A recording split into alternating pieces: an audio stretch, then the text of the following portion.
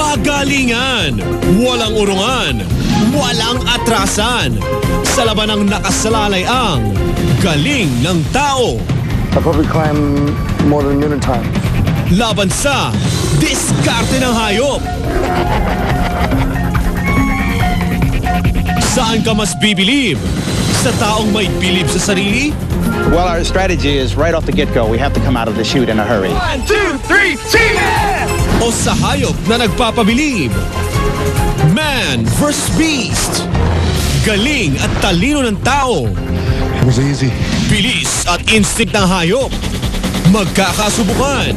Magkakasalpukan. Sino ang papalakpakan? Ang hayop o ang tao? Sa unang duelo, magpapahabaan ng lundag ang isang long jumper champion laban sa isang black Labrador Retriever. Hindi rin naman naatras ang All-American gymnast sa hamon ng isang superhuman orangutan sa second duel. Sino ang mas matibay ang tuhod?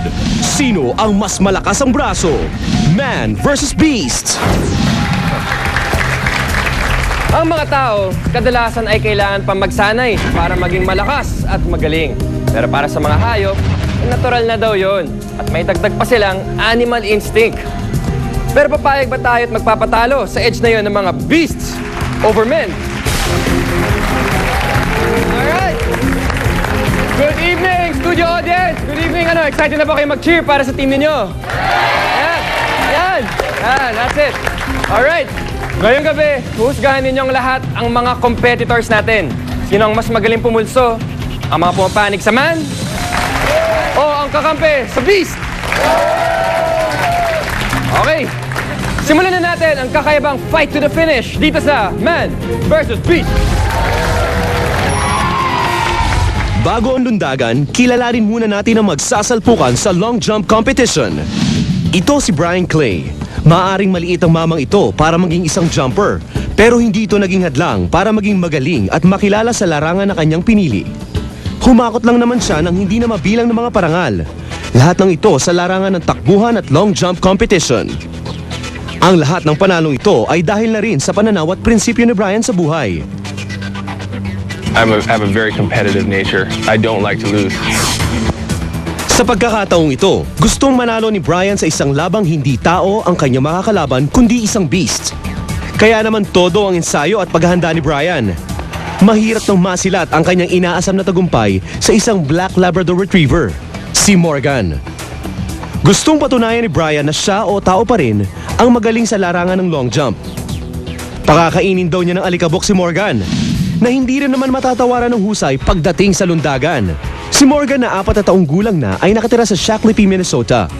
At ayon sa kanyang amo at trainer si Mike Jackson, isa siya sa pinakamagaling na asong sumali sa duck diving competition. Sadyang naroon ang husay at tibay ng mga buto ni Morgan para malabanan ng isang tao na katulad ni Brian. Tulad ng dati, makakasama natin ang inyong mga kakampi.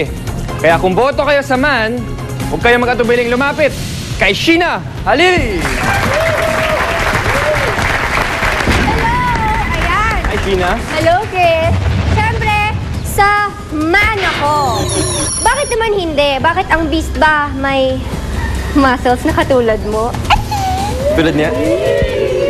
Mamasas tulad ko? Mo! Yan. Ngayon eh. Ay nako, sige. Bigyan kita, may point ka naman. Eh? Ano naman kaya ang masasabi ng mga kakampi sa beast na pwedeng lumapit kay Charisse Solomon! Hi, Chris.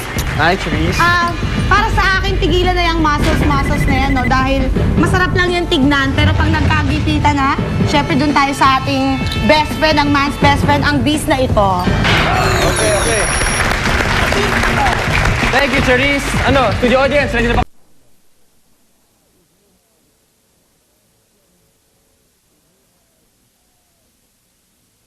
Ating first set of duelers for tonight. Sino kaya ang mas may karapatan maging champion? Oras na para magkasukatan dito sa Man vs. Beast! Sa ating tail of the tape, advantage ang tao sa height at timbang. Sa edad naman, 23 si Brian. 4 na taon naman si Morgan na kung susumahin ay 28 years old siya kung ilalagay natin sa human age. Ang mga edad na ito ay parehong nasa kasagsagan ng kanilang kalakasan sa paglundag. Pero hindi pa dadaig sa record jump niya ang aso dahil naitala nito ang 26 feet and 6 inches kumpara kay Brian na nagtala lamang ng 25 feet 7 inches sa lahat ng nalahukan niyang kompetisyon. At dito na masusubok ang galing ng man at beast sa pataasan ng lundag. Una silang tatakbo sa specially designed na rubber surface na nakalatag sa isang 200-foot dock. Pagdating sa dulo ng dock, kailangan nilang tumalon sa abot ng kanilang makakaya sa tubig na may lalim na 60 feet. Hindi rin dapat magiging issue rito ang lamig ng tubig na ngayon ay umaabot na ng 78 degrees. Best of 3 event ang mangyayari sa duelong ito. Meaning, parehong binibigyan ng 3 attempt ang man at ang beast. Kung sino ang may pinakamalayong nalundag sa 3 talon na iyon ang siyang mananalo.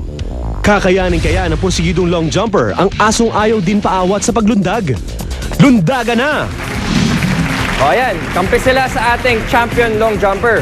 Pero mapatob kaya sila ng mga kumampi sa Black Labrador Retriever. Let's leap into the competition. Pagbabalik ng Man vs. Beast.